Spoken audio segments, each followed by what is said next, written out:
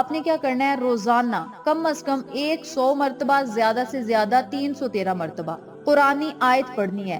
اسے دعائے یونس بھی کہا جاتا ہے۔ لا الہ الا انت سبحانک انی کنت من الظالمین، اللہ الصمد، لا الہ الا انت سبحانک انی کنت من الظالمین، اللہ الصمد۔ آپ نے ان دونوں آیت مبارکہ کو اکٹھا پڑھ کر ایک تصور کرنا ہے، کم از کم 100 مرتبہ، زیادہ سے زیادہ 313 مرتبہ آپ نے یہ دونوں آیت مبارکہ پڑھنی ہے۔ اول آخر 3 مرتبہ درود پاک پڑھنا ہے، اور پھر آپ نے اللہ تعالیٰ سے خصوصی دعا کرنی ہے۔